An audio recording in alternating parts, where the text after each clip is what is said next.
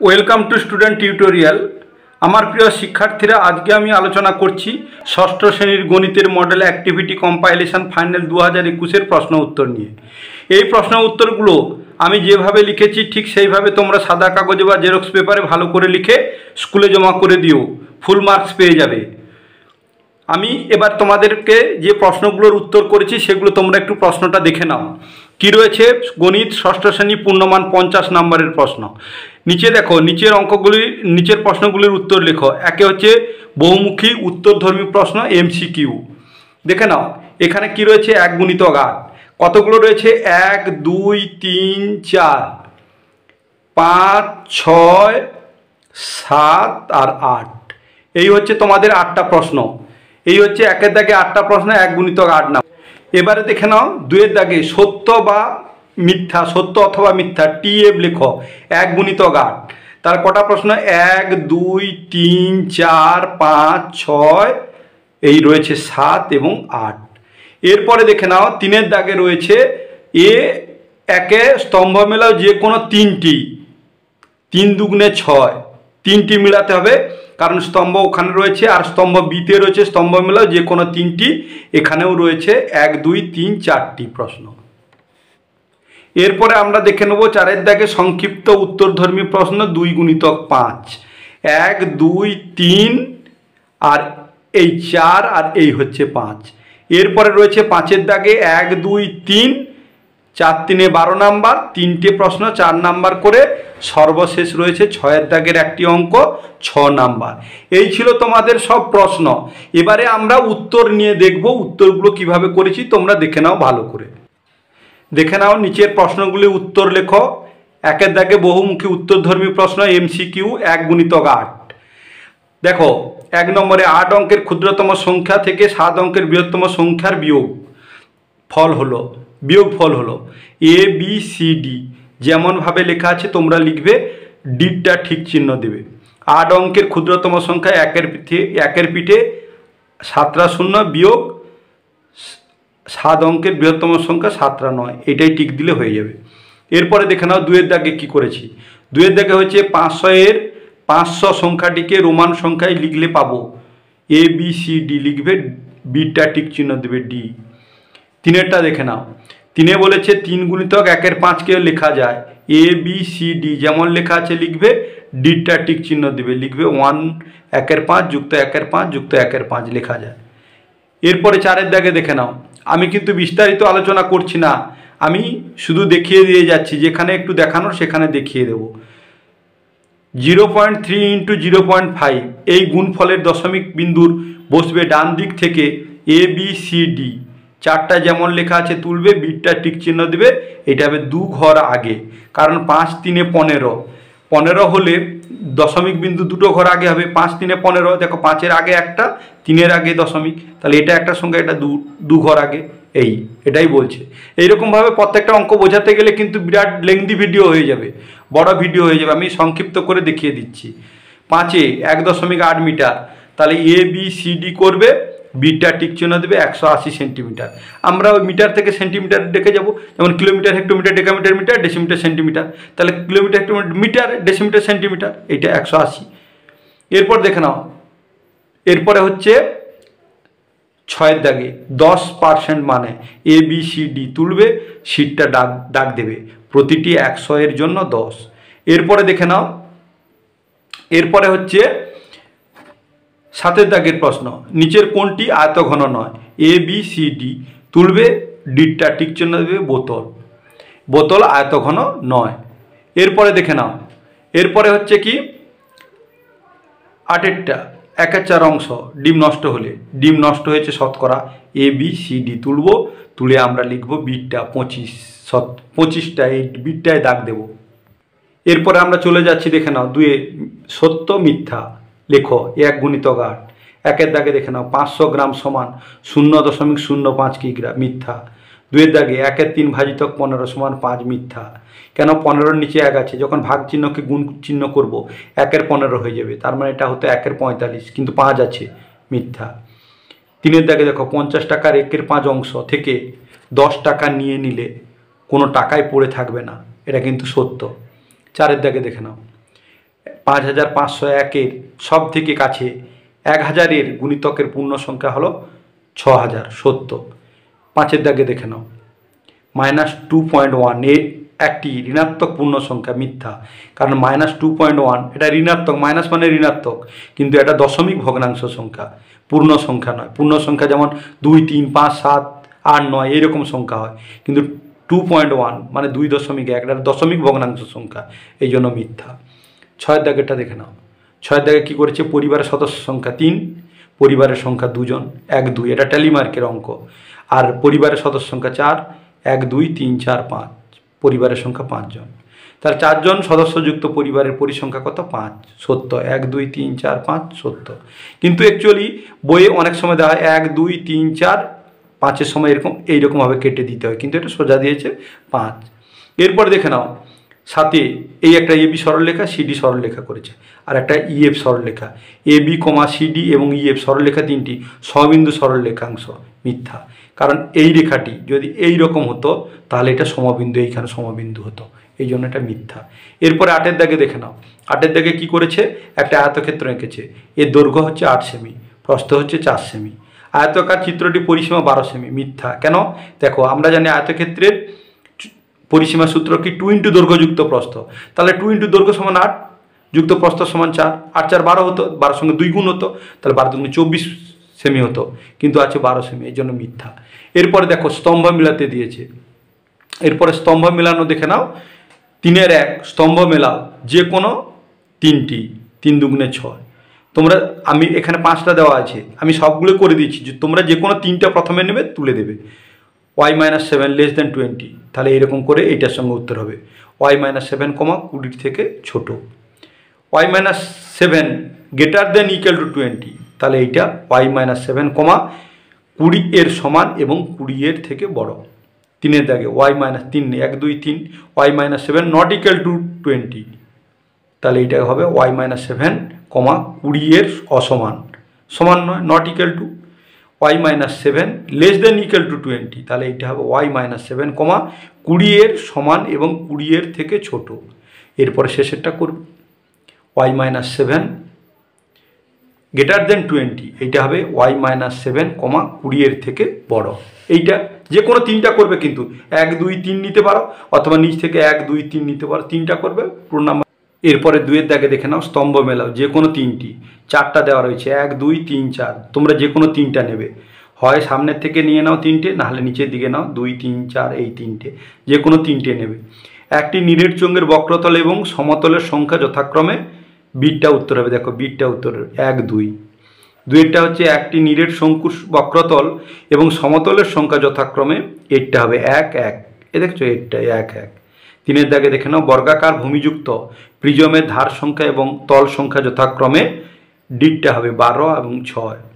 এরপর দেখে নাও 4-এরটা, বর্গাকার ভূমিযুক্ত পিরামিডের ধার সংখ্যা এবং তল সংখ্যা যথাক্রমে, সিটটা 8 এবং 5।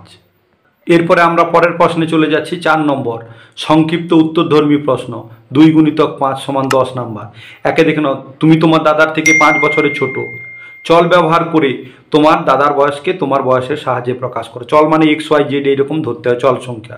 সমাধান, ধরি আমার বয়স x বছর, তাহলে আমার দাদার বয়স কি 5 বছর আমার থেকে বড়, তো অতএব আমার দাদার বয়স সমান x + 5 বছর, অতএব আমার দাদার বয়স x + 5 বছর, উত্তর হয়ে গেল।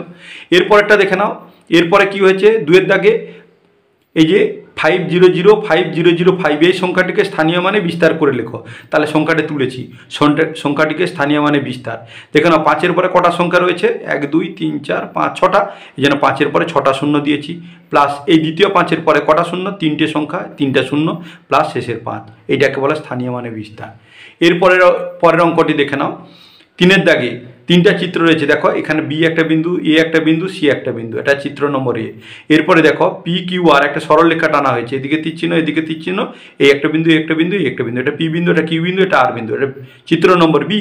আর দেখে নাও এদিকে একটা সরলরেখা এ পি কি সরলরেখা, আর একটা সি আর সরলরেখা বা আর সি সরলরেখা, আর একটা বি কিউ সরলরেখা, এই 3টা সরলরেখা আছে, একটা বিন্দুতে ছেদ করেছে। এইবার দেখো নিচের প্রশ্নগুলো কি দিয়েছে দেখে নাও। এই নিচের প্রশ্ন দিয়েছে, নিচের শব্দগুলি উপরের কোন চিত্রগুলির সঙ্গে যুক্ত মেলাও, যে কোনো 2টি, এখানে 3টি আছে, যে কোনো 2টি করবে কিন্তু তোমরা।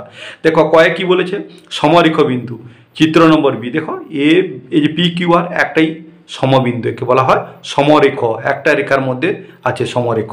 বিটা অসমরেখ। চিত্র নম্বর এ দেখো, চিত্র নম্বর এ দেখো এ বি সি তিন দিকে আছে অসমরেখ, আর সি হচ্ছে সমবিন্দু। দেখে নাও এইটা এটা এটা এই তিনটা সরলরেখা একটা বিন্দুতে ছেদ করেছে, এই জন্য এটা সমবিন্দু। এরপরের প্রশ্নে আমরা চলে যাব। এরপরের প্রশ্ন কি দিয়েছে একটু দেখে নাও। এরপরের প্রশ্ন দিয়েছে এ হাতের কাজে 50-এর মধ্যে 20 নম্বর পেয়েছে, কিন্তু বি 25-এর মধ্যে 10 নম্বর পেয়েছে। কে বেশি নম্বর পেয়েছে শতকরার সাহায্যে নির্ণয় করো। তাহলে দেখো আমরা শতকরার সাহায্যে দেখব।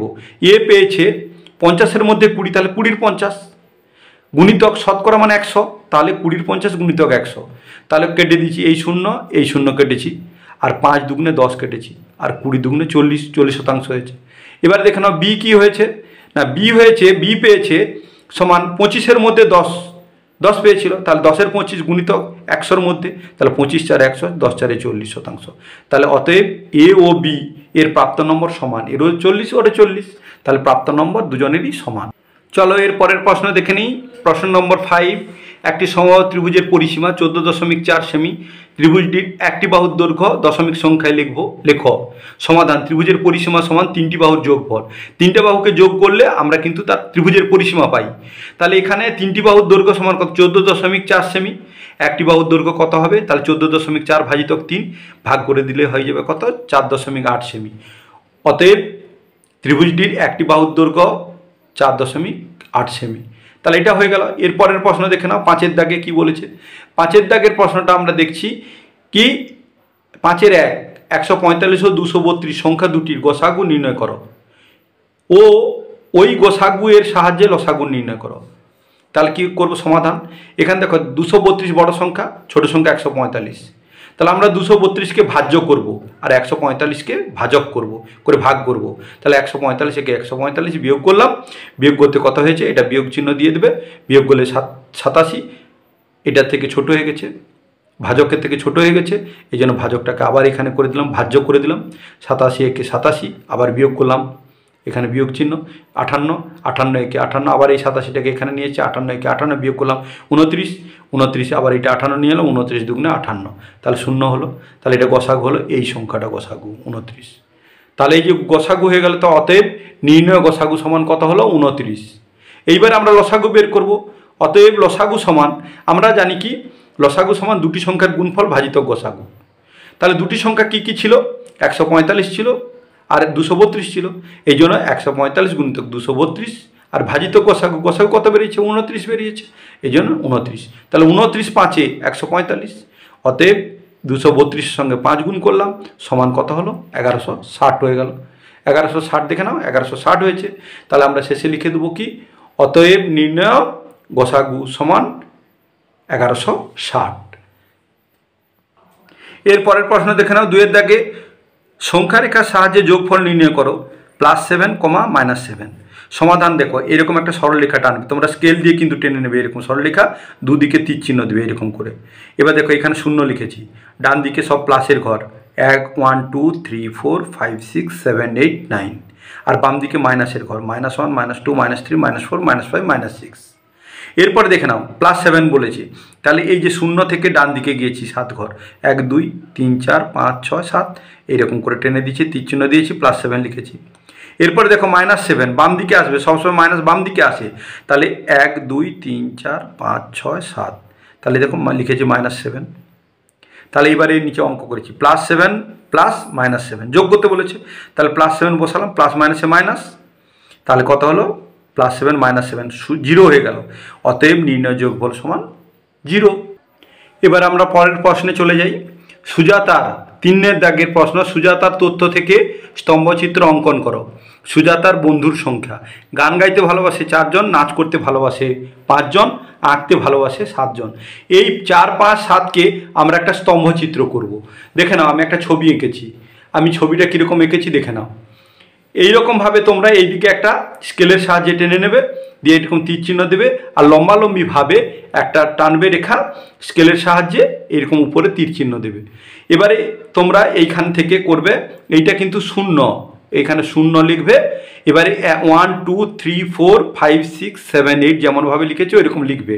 আর এই দিকে লিখবে সুজাতার বন্ধুর সংখ্যা, তীর চিহ্ন দিয়ে দেবে। আর এদিকে গান, নাচ, আঁকা এরকম করে করবে। এটা কিভাবে হচ্ছে আমি দেখাচ্ছি। আর এই দিকে লিখবে ভালোবাসার বিষয়, ভালো লাগার বিষয়, তাহলে তীর চিহ্ন দিবে। এইরকম করে দুই দিকে তীর চিহ্ন দিয়ে দেবে। কেন? এইদিকে আরও বাড়ানো যায়, এইদিকে আরও বাড়ানো যায়, এই জন্য তীর চিহ্ন।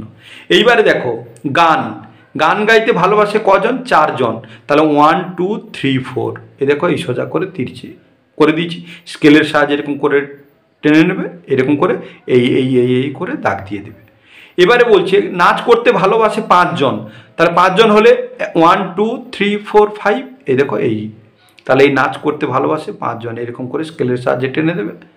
এরপরে দেখো আঁকতে ভালোবাসে 7 জন। তাহলে 1 2 3 4 5 6 7 এই 7 জন যখন হয়েছে, এই 7 জন দেখো এরকম আমি টেনে দিচ্ছি। তাহলে 7 জন আঁকতে ভালোবাসে 7 জন। তাহলে এই হয়ে গেল স্তম্ভচিত্র।